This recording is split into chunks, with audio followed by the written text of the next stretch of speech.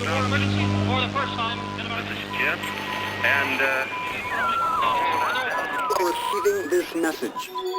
We are Ken Jennings and John Roderick. We speak to you from our present, which we can only assume is your distant past, the turbulent time that was the early 21st century. Fearing the great cataclysm that will surely befall our civilization, we began this monumental reference of strange and obscure human knowledge. These recordings represent our attempt to compile and preserve wonders and esoterica that would otherwise be lost.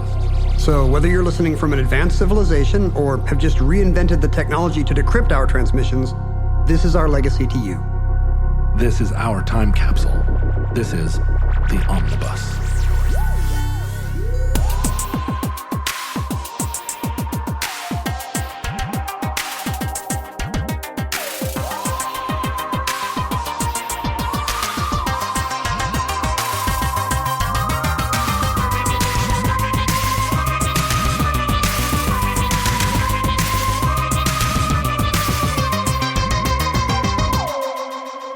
You have accessed entry 1164.LV2716, certificate number 41467. Single taxers, or is it single taxers?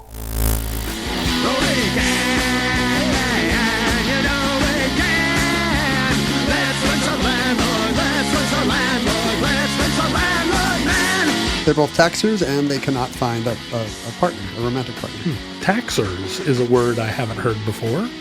The movement is single tax, and in the manner of 19th century political movements, they just added ers. Single taxers. Although, are there other movements like that? Now I can't think. Sure. Women suffragers. Suffragers. Abolitioners. These all sound like words my sister would make up. 31st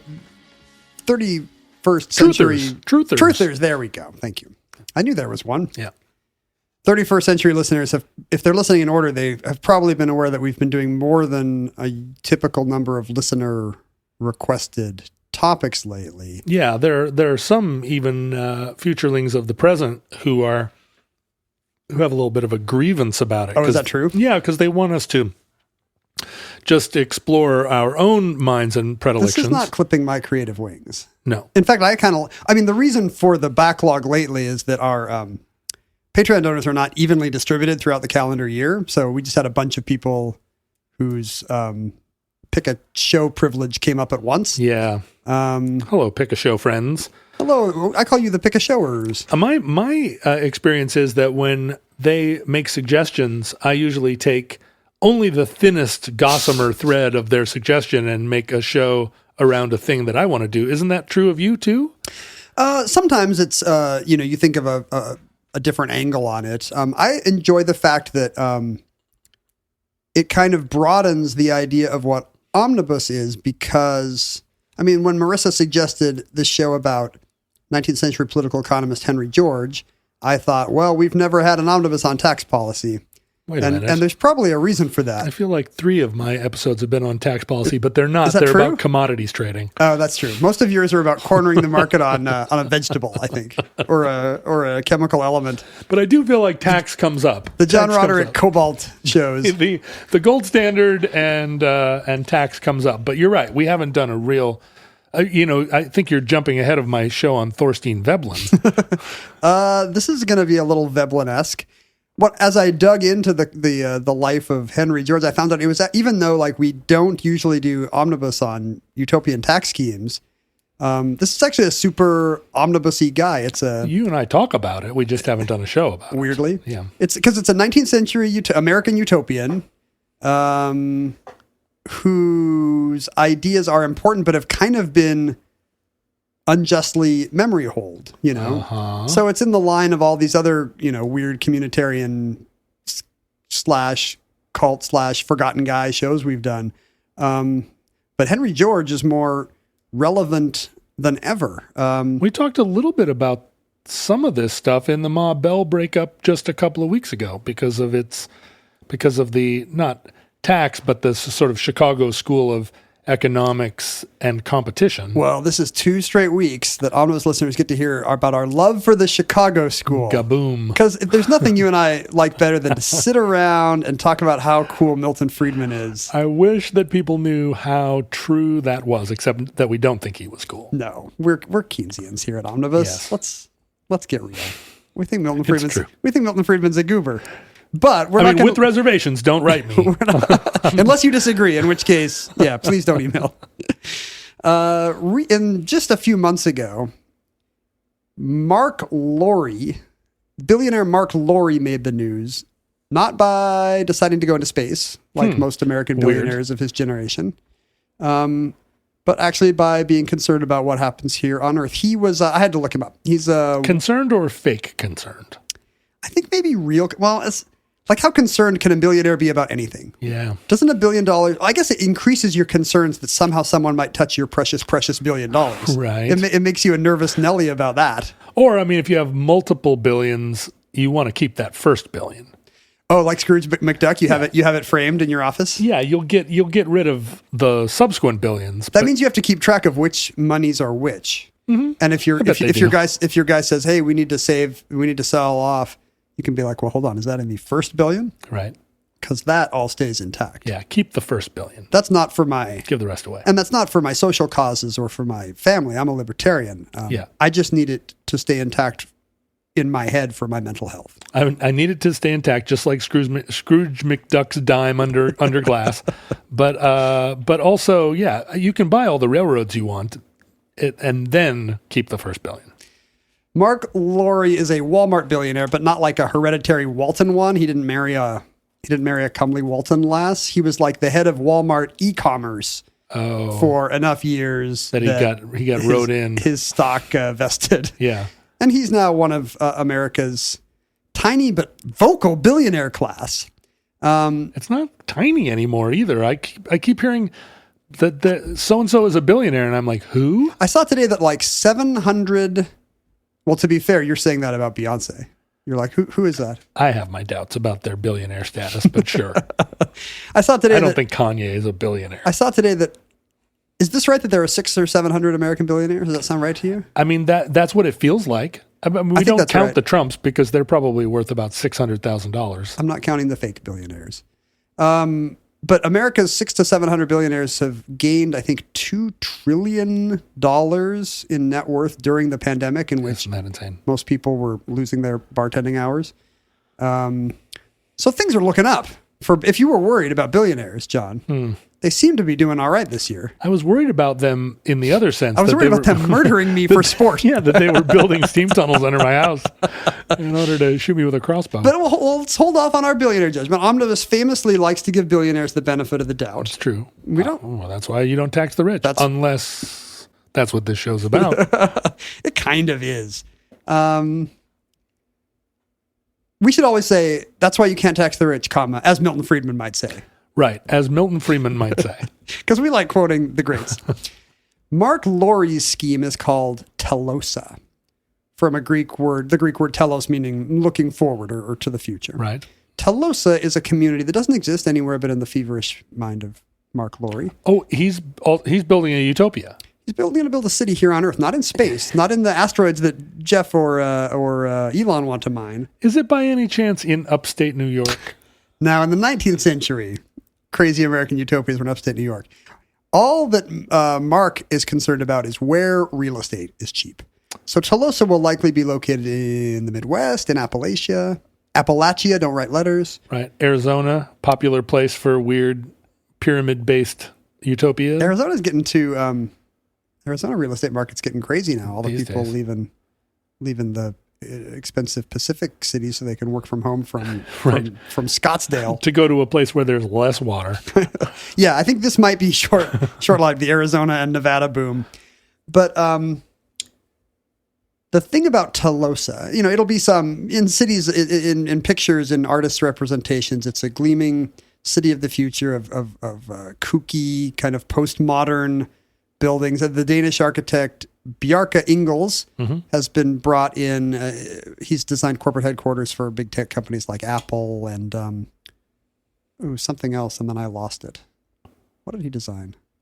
I don't know, but all these kind of oddly shaped, in the trend of the oddly shaped skyscraper. Do they have vines hanging down? Yeah, That's my favorite Scandinavian trend. Vertical gardens as far as the eye can see. Hydroponics farms on every floor. You'll be trying to get to your cubicle and you're like, do there have to be 6 hydroponic farms between the Xerox machine and the water cooler? I want to go there, is the popular phrase. But wait a minute, now, so Tolosa is present day? No. Okay. Tolosa is what's the expression? A twinkle in Mark Laurie's eye. Oh. But the twist of this city of the future, the secret sauce, is that in Tolosa, anybody who wants to will be allowed to come and build a home, but they will never buy a parcel. Tolosa, the land, will all belong in perpetuity to a kind of trust, a community endowment that owns the land. You would rent a parcel for periods of various lengths, and you can do whatever you want. Then you can build your house or your wine bar or your gaming store or whatever you want to build in Tolosa. There are no codes. Maybe there's codes. I mean, it's a utopia. It's going to have codes. Sure. But basically, you can do what you want with your land. You just never own the land, because the gimmick in Tolosa is that Tolosa owns the land in perpetuity. And as you increase the value of your parcel with whatever development you do, those gains will be reflected by the community endowment, which will... So you can, if you build a lighthouse, let's say you build a 7-sided lighthouse on your property. That would fit right in with their other weird Danish skyscrapers. You cannot sell the lighthouse? If you decide to leave, you cede it back to Tolosa? Yeah, well, I mean, somebody else would just have to rent that parcel now that has a lighthouse on it, whether they want one or not. But you can't sell the improvement. That's a good question. I don't know if you could. Well, Ray Kroc owns the land under the McDonald's. Right. But you don't sell the land, you sell the McDonald's. Laurie calls this scheme equitism.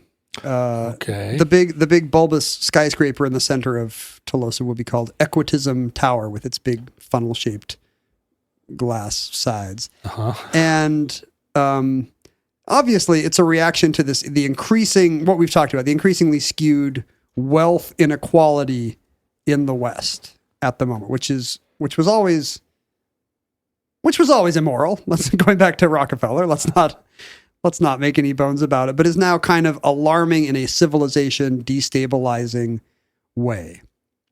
Because what Tolosa would do is, with the increasing value that comes with the rising land value, it would use that to fund all the kinds of lavish public goods that a good utopia needs. Beautiful parks, amazing transit, schooling and healthcare for all. But the value, if the property isn't transferable on an open market, then there is no value.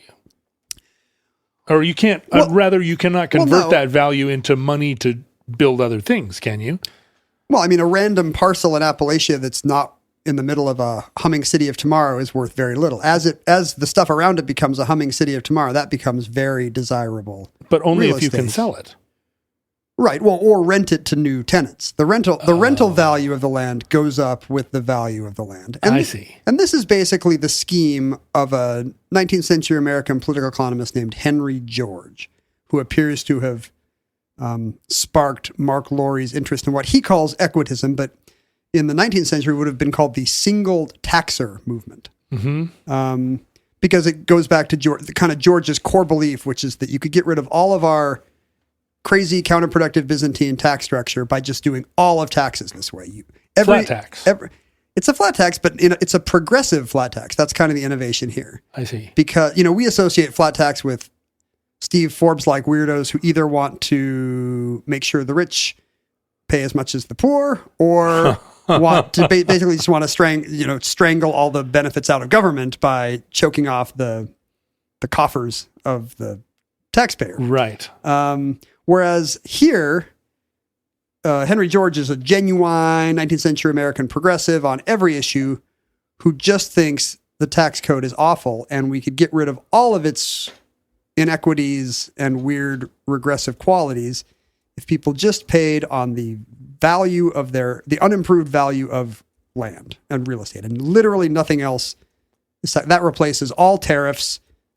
He came from an era where tariffs were the source of American income, not income tax. It replaces all income taxes, all transaction taxes. Instead, it's just the unimproved value of land and nothing else. Henry George is an interesting character. Even though he's largely forgotten today, he was one of the biggest names of his time. Huh.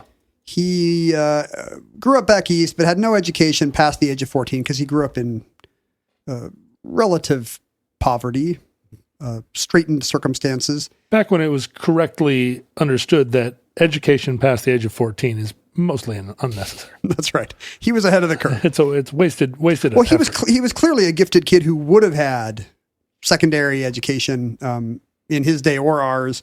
It just wasn't in the table for somebody in the table. That's my expression. In the table. It wasn't in the table. The famous story. You've got a weird table with drawers in it. Famous expression. And it's not in the table for him to, or on the cards.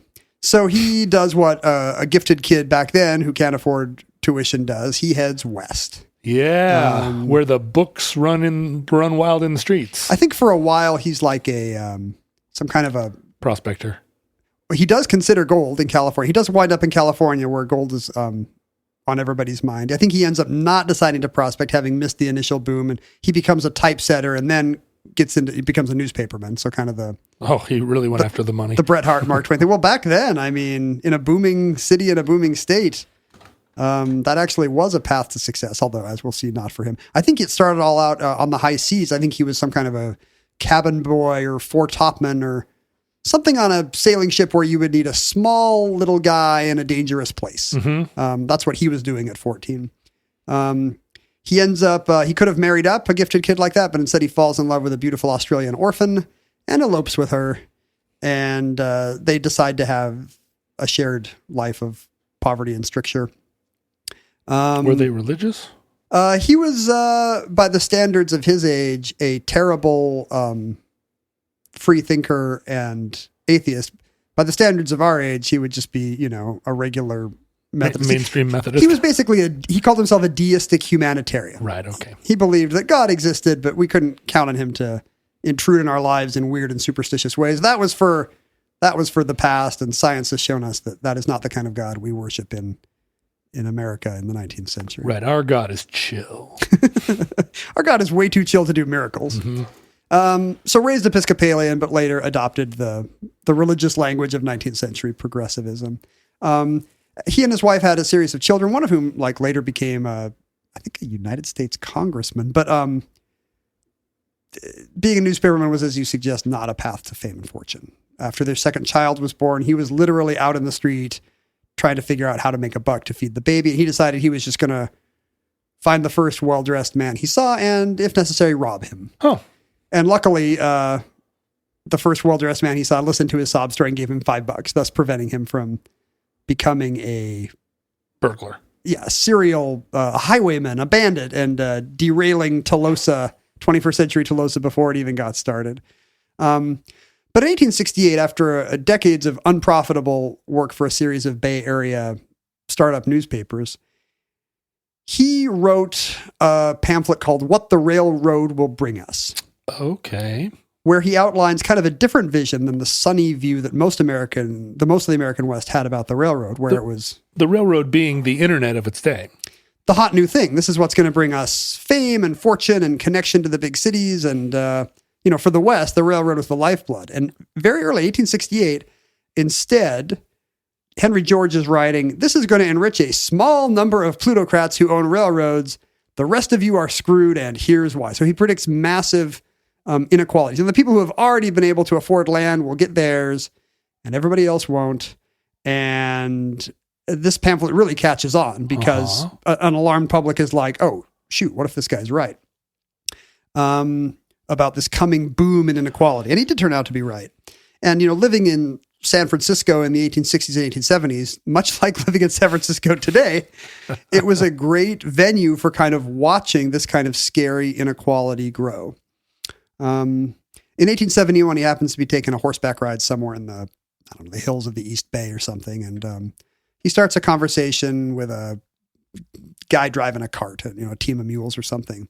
Says, hey, say, brother, what does land go for around here? I guess this was the did you see the game last night of the Right. of the 1870s? Well, as you move to the suburbs, that becomes the topic of conversation. Do you have the same conversations with your neighbors now? So, boy, price is really a lot of equity. I guess as a new homeowner, you're going to be at ground zero for a lot of the topics of equitism here, because you now own real estate. Well, the funny thing about it, I think I've talked to you about this before, because money just seems to come out of your faucets. It's literally falling out of my pockets. I sit here and it's super embarrassing, and it takes me a long time to set up before I come in. I know, it's weird, and I keep thinking you're going to drop some on your way out, but you always come back and pick up every nickel.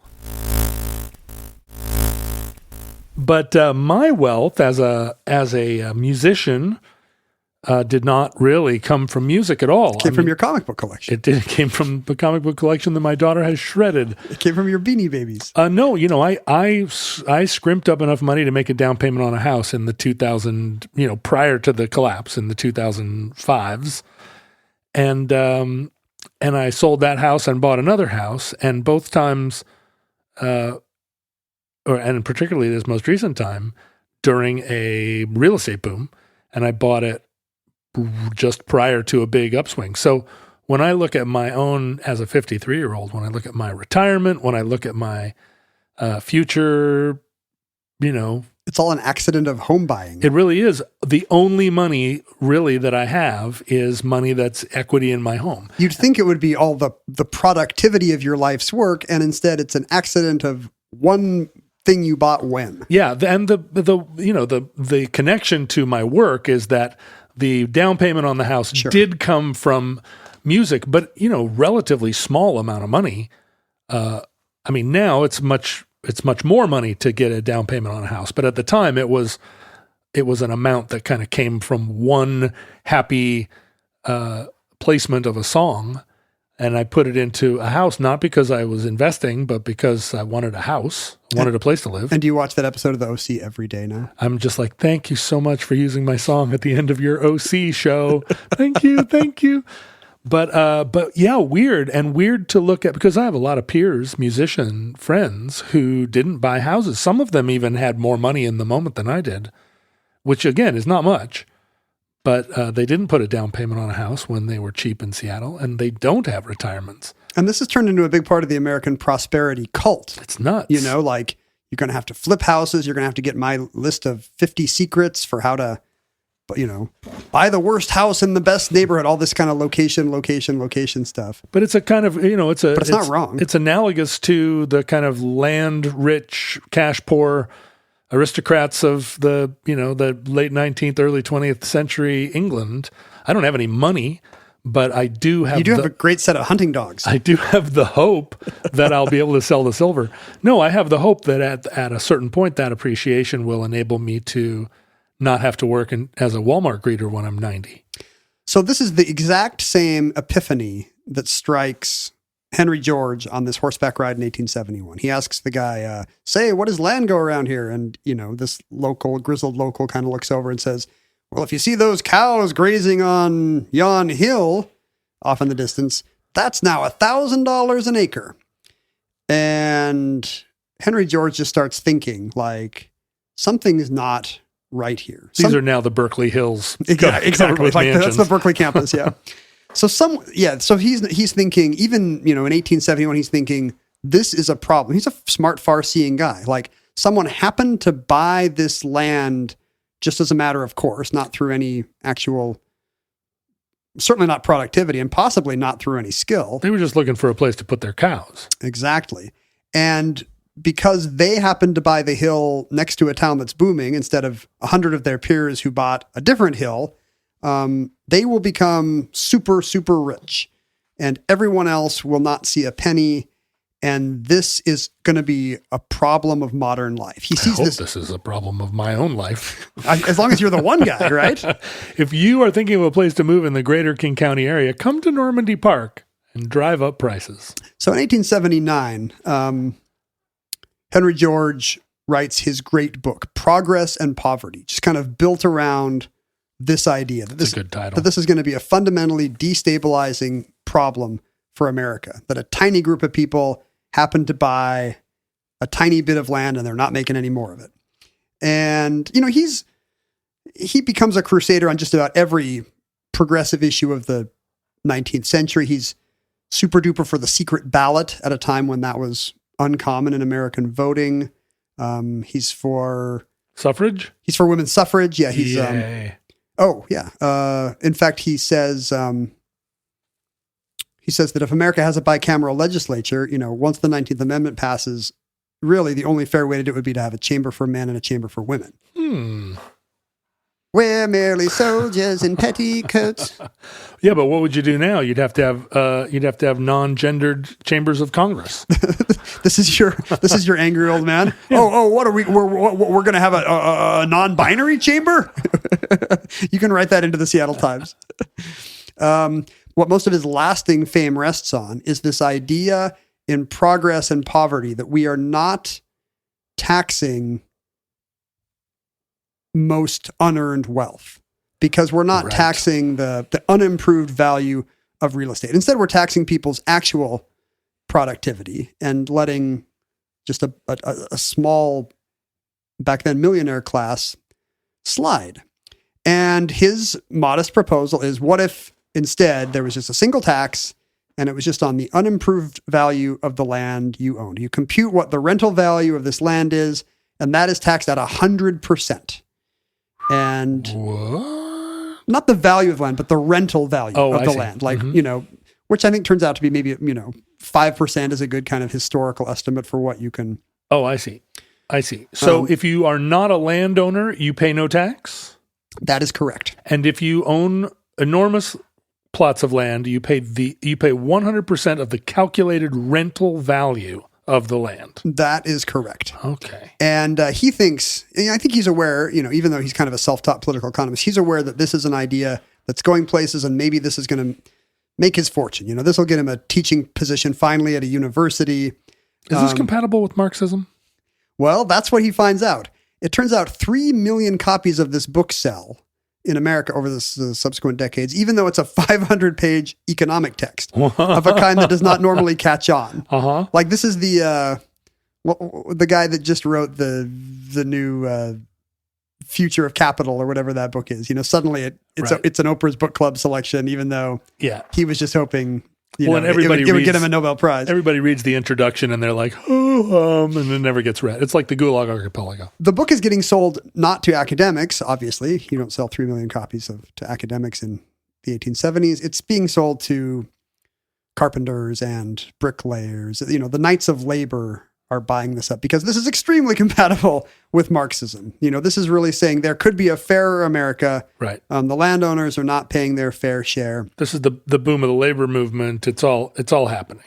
Yeah. And in fact, like that's where the book sells best. Unions are adopt this as a possible political plank.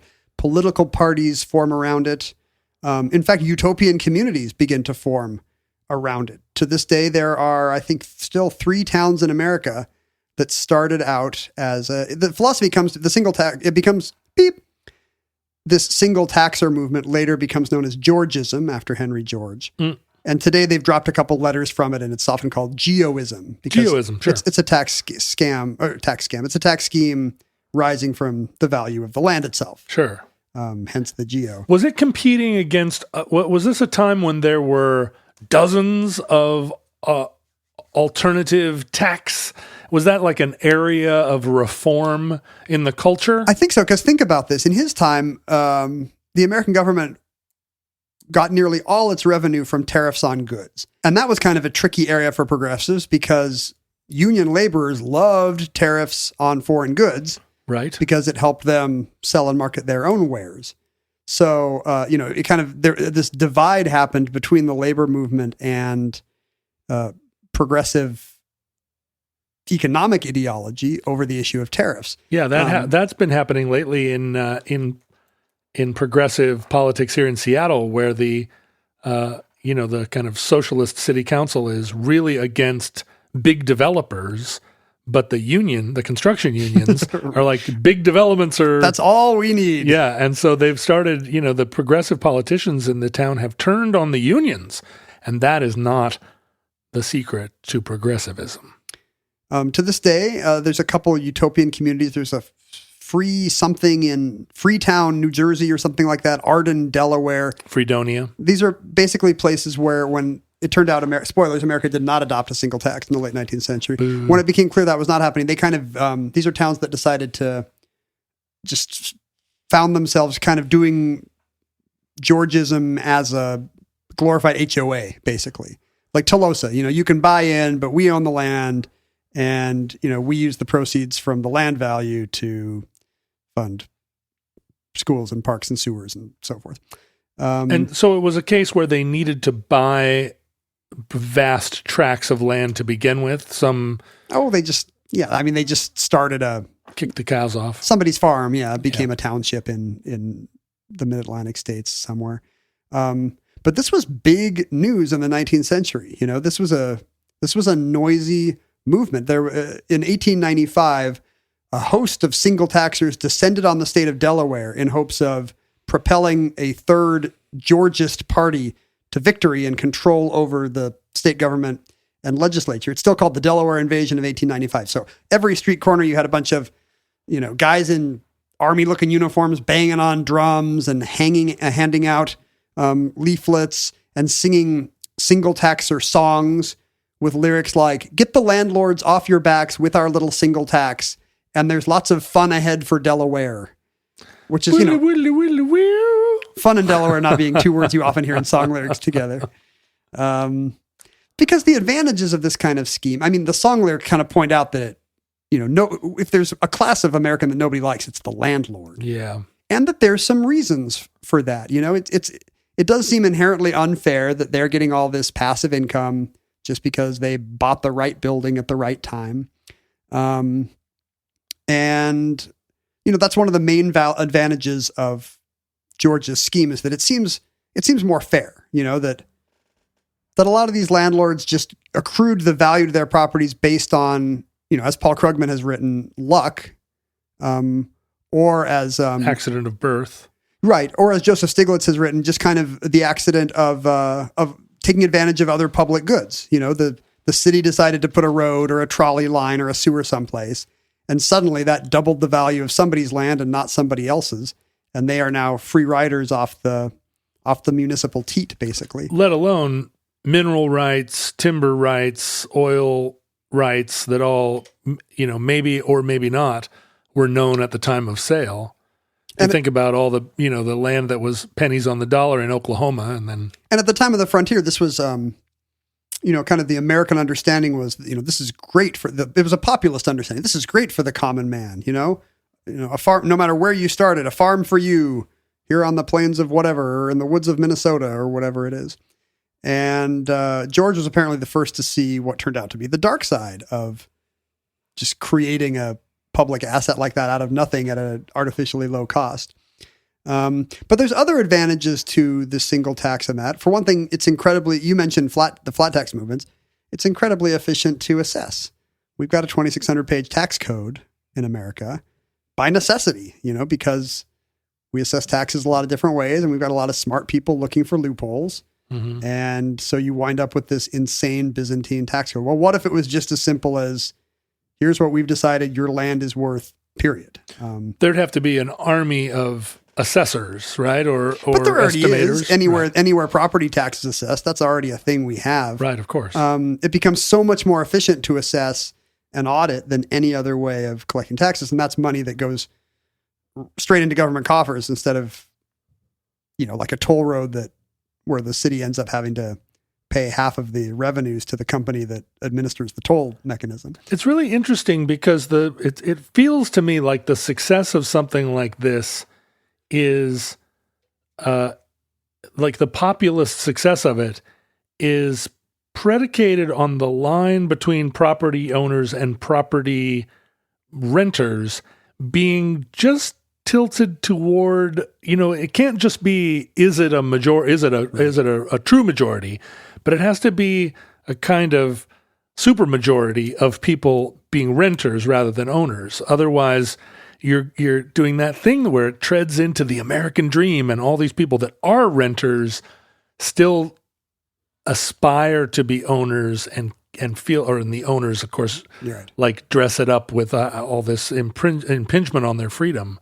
But so how does this play out? Well, as you know, America did not adopt a single flat tax. Seems wrong.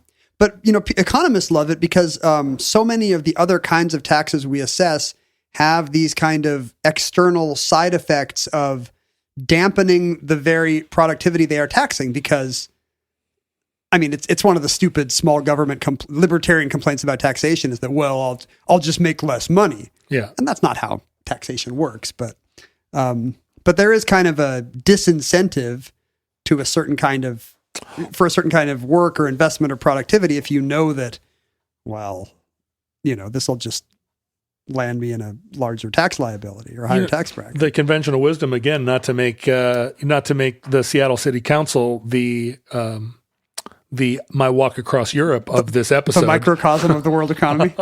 But there was an attempt to create a lot of public housing by the Seattle City Council, and the way they tried to do it was to insist that if you wanted a permit to build a 15-story building, you had to devote or earmark a certain number of those apartments to public housing or to low-income housing. Yeah. And if you didn't do that, then you could only build a 5-story building. And a lot of the developers were like, then I'll only build a 5-story building. And now Seattle is full of 5-story buildings. We have less density than we could have because of basically a weird side effect of a kind of a tax equivalent thing. And not to side with the libertarians, because I don't. But it's a true feature of tax policy that, if you tell a business owner, hey, this behavior gets you taxed, the business owner will immediately start thinking, well, where's the loophole where I can do less of that productivity thing that is getting me taxed? And you just can't do that with flat land value. They're not making any more land, and those people are stuck with it. Right. And then the fact that you could use it to replace other lousy taxes that people hate. I wonder if that gets around some of your populist objection, which is that, sure, you own a little farm, but guess what? You're paying exactly as much for your farm as that factory owner is for paying on his more, productive parcel. And as a result, income and sales tax are going away. That might be appealing. Yeah, you can see it, but like a lot of collectivist projects, it really depends on people thinking through it to 1 or 2 degrees.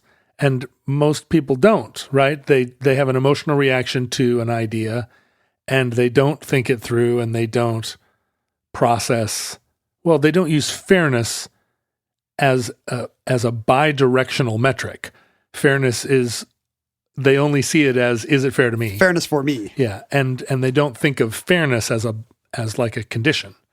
Which is, that's just endemically true of, it's really true of any kind of government largesse or benefit today. You can be as conservative small government as you want, but you will mentally leave aside your own farm subsidy or right.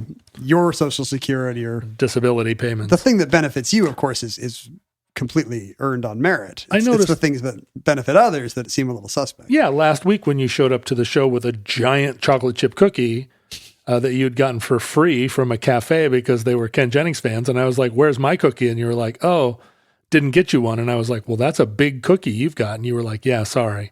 It was all one cookie. What can you do? And then you proceeded to break it into shareable sized pieces and eat it in front of me while I was like, "You could give me that large cookie?" It was all one circle. If it had been 2 smaller circles of the same surface area, well, of course I would have given you some, but this was clearly one cookie. Well, 2 smaller circles would be 2 cookies. This is gonna put salt in your wounds, but I actually Mindy made some M&M cookies last weekend, and I said, "Oh, I'll bring some to John."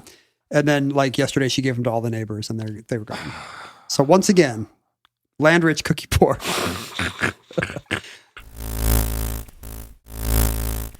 So in the 19th century, this is there's some pushback to this from the moneyed class that you might expect, and none of the third parties or political platforms built around Georgism ever takes off. Although he becomes increasingly a prominent and even heroic figure. He runs for political office himself. He runs for the mayor of New York City in the 1880s and finishes, he moved back east. Finishes ahead of Teddy Roosevelt. In fact, he finishes ahead of the Republican candidate, but behind the Democrat Tammany Hall machine guy. And it's probably fixed, but he does not become the mayor of New York City, which would have really changed rent control in the city. Do you think that? Because the thing is, you can't do it. You can't create this utopia after the fact, can you? Collective ownership of New York City, it wouldn't be possible. So that's what the objections are. The transition is very difficult. How do you handle a transition to a Georgist state without, because the idea is, you're going to be disadvantaging the landlords for some of these unearned advantages that they've had. If we all agree that this is inequitable, somebody's going to have to pay the piper for the free ride they've gotten until now.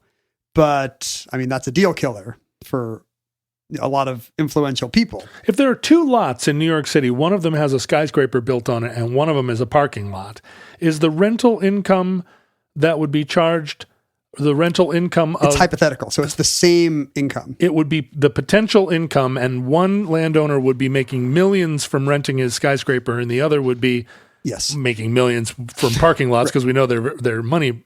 But that's actually held up today. Now that Georgism is kind of coming back around, that's held up today as an advantage of the scheme, as it encourages development and density in places where the free market would support such a thing. Right. So rents might actually fall. But so much for parks. Well, so much for people giving their land to the museum. The Tolosa-like state that has been enriched by the community endowment of a Georgist tax can then set up its own public goods. Then it's taxes and transit, parks and transit and schools are also well funded that no one complains about. All the high rises that are going up because people are getting the maximum. Because this seems such an efficient tax scheme and people are getting the maximal amount out of it.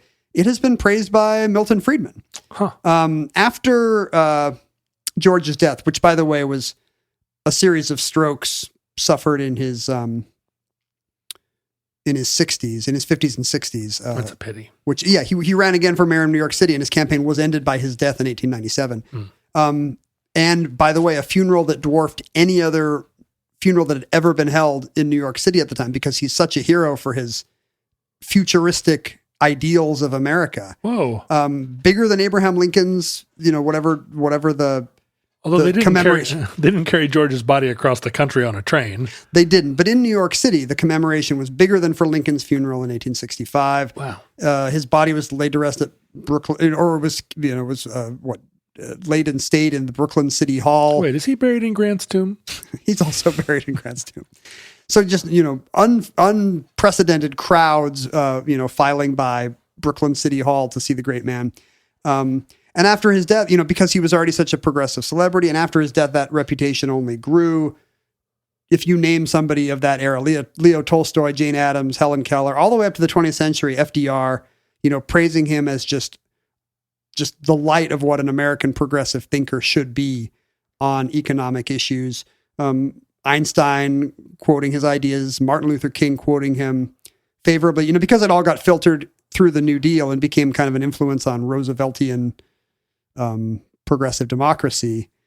It kind of filtered through to 20th century economic thinkers. But as I say, even these Chicago school guys are like, hey, it's an efficient flat tax that rationally maximizes the value of particularly urban settings in a way that our current system does not. It seems like one that there are ways that it could be that it could influence, or not gamed. Oh, I was wondering if you were already trying to find loopholes. No, but the opposite. It does seem like a lot of utopian tax policy. It's all or nothing. You either do it all the way, or it's like, is it compatible with Marxism? Marxism, you either do it all the way, or you don't. There's no half. Otherwise, you get this Biden era chipping around the edges of, there's a child tax credit, but you have to own 2 coal mines, and if you're in the top 20% of earners, you're not eligible. But it does seem like you could do this at a municipal level. Like any city almost could implement it. It wouldn't have to be universally true. But you could use it to replace municipal taxes. Yeah, I mean, we have issues here in Seattle again around property taxes and our ability to tax in order to build public works, and there's constant proposals that the rich need to pay a kind of wealth tax that is some percentage over to compensate for their to compensate for the fact that they do exploit the public they exploit public works. Yeah, they are thriving on a booming Seattle that they are not wholly responsible for with public goods they did not deign to pay for. Yeah, exactly. The roads and the public transit that are like disproportionately servicing Microsoft or Amazon. And those projects, those public works are actually like subsidies of these companies. Yeah. So I don't understand why there are only 3 little towns in New Jersey. Those are not the only American cities that have experimented with this, actually. At some point in the early 20th century, Pennsylvania passed a state-level law allowing cities to kind of double-track single taxing. Like they could levy one of these unimproved land value taxes, and at the same time, they could halfway it, which is not compatible with Marxism. But that ends up being a which is less, right? Yeah, and it also ends up being the kind of thing where, you see 2 revenue sources, so you end up kind of gouging with both of them, and it does not have any of the advantages of either. But because Pennsylvania has done that, to this day, I think Pittsburgh has a kind of a parallel structure. Mm-hmm. From 2011 to 2016, the city of Altoona, Pennsylvania, tried a Georgist-only municipal tax bill. Oh, just now. And I think it's the only time it has ever been tried on that level in America. And what happened? Altoona became a paradise? You'd think. People found it complicated. The city council didn't like having to defend the objections to it. I've found Altoona to be fairly complicated, just getting around. I don't know if I've ever been. Anyway, even though on paper this should be the simplest and most efficient thing, the city council found it a huge headache, and it was very easy to, I guess, run on opposition to it, and it went away 5 years later. So one of the objections today to Georgism or Geoism, not just the difficulty of the transition for existing landlords, not just the fact that and the fact that it's never been tried. So there's no proof of how it would work. It would be an experiment no matter where you did it. There's also the fact that the math doesn't really back of the envelope pencil out. If you consider that the U.S. government estimates are correct and the total real estate value of all American land unimproved is $23 trillion, which seems to be about right. And if you consider that the rental value of that is likely to be about 5%. And if you tax that at 100%, as Henry George proposed, you get about $1.2 trillion a year, which, as you and I know, is not the U.S. budget. It's like a half or a third of the federal budget, let alone the stuff that state and county and city and town taxes pay for. Right. So you just would not get there revenue-wise on 100% of rental tax. And so the question becomes, what would the percentages have to be, and is it just so confiscatory at that point that it's not equitable or politically sustainable? Well, the massive transition that the United States and the industrial West has made in recent years is away from land as the primary holder of wealth, and now it's all capital begetting capital. And yet you and I have seen, just by the virtue of having owned houses in a boom city, that is it is the only kind of capital they're not making more of. That location still does matter. It does, and but it's and that's what makes it a populist appeal, right? That it's hard to live in San Francisco and people are mad, but in fact, most of the untaxed wealth is held in stocks and bonds. That's true. Yeah. So I think that's why you get a shortfall that Henry George would never have predicted. So you have to do a double track. You do the land tax, and then you also just take 50% of all the money above $1 billion. Yeah. It's the unimproved value of your portfolio or something. But you're right when you mention the Bay Area. I mean, that's the kind of place where Georgist tax principles are really being mooted quite seriously and being considered by smart people. The idea being that, it would encourage development and therefore bring rents down.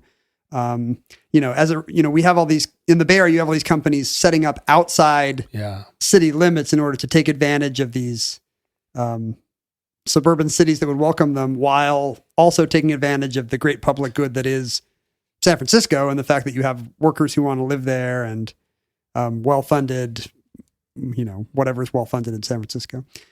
Sex clubs. Well, I mean, you've got I know, like, I wouldn't hold up BART as an example or Muni as an example of great infrastructure, but you have city level stuff, and yet the business located outside of town and not paying a dime. I've always felt like, at least in recent years, that's pretty tenuous, that desire that young software designers have to commute to Palo Alto but live in San Francisco for the fun dance clubs or whatever. That could all sort of, the fashion could just it seems so didn't it seem so immutable 15 years ago when we were like, the suburban flight was just the weird anomaly. Now we're all going back. Forever, everyone's going to want to live in South Lake Union, Seattle. Yeah, we're going to ride unicycles to work. And in fact, that turned out to be a temporary blip caused by another unforeseeable thing, which is work from home and everybody fleeing to Billings and Henderson, Nevada. Yeah, right. The 24-year-olds now all want to make Bon Iver records up in the mountains in Michigan. There are no mountains in Michigan. But it really does tap into this thing we all kind of, and then during COVID, of course, like anti-landlord feeling could not be more current. But, it really does tap into this idea we have that there's just something kind of unseemly about making your money from having bought the right parcel of land or having a parent who bought the right parcel of land. It almost seems like a real equitable tax structure. You should have to be able to prove that you bought something because you were smart. Yeah. Whether it's a stock or a building. Like when I'm driving, for example, I am happy to let people over who are in the wrong lane by chance. But man, if I feel like somebody was in the wrong lane because they were trying to game the system, they were scamming. They don't get to come over. In my case, I would happily cede my equity in my home if the music consumer had not file shared the music business out of existence, right? I mean, like the fairness of my business, which is to make a thing and sell it, like the public or the popular wisdom became that music should be free. You became a public good without getting a vote. Yeah, right. And so, so the equity I have in my home, although not the product of this kind of crazy real estate market, like on the other hand, buy my records. At the beginning of file sharing, I remember my local crappy mall record store shutting down. It was a warehouse or something. Yeah. And I remember them just putting a handwritten sign on the door that said, "Closed due to Napster." Closed because you all pirated music on Napster or something. I think it would be funny if you did the same thing. Like on Halloween, you just put up a sign on your door that says, "No trick-or-treating candy due to Napster." Home taping is killing music. Home taping is killing candy corn. And that concludes Single Taxers, entry 1164.LV2716, certificate number 41467 in the omnibus. Futurelings, in the unlikely event that social media still exists in your era, maybe that is where your equity lies. Depending on how many followers you have in social media, that's how you should be taxed. And that will pay for what? What are the goods? All the counseling that you need from spending any time on social media. There is no, that's the thing, right? What is the next idea of real estate? We already pay a lot of money for URLs. If you didn't own kenjennings.com, how much would you pay? I don't own kenjennings.com. It's that real estate agent. It's not for sale right? at any price. Yeah. Who owns kenjennings.com? Some guy in Florida. Oh, man. Some guy. His name is Ken Jennings. Right. Which I hate. How dare he? I feel like NFTs are the new virtual real estate. We need to find out some way. Then that's what's driving a lot of this crypto economies. It's all Peter Thiel style weirdos who want a tax shelter. Yeah. They want an untaxable asset. Is it too late for me to NFT my records? It is, right? Because they're already in the public. You can just, maybe I could NFT I'll just NFT all of my unreleased jammin' tracks. I'll Wu-Tang them.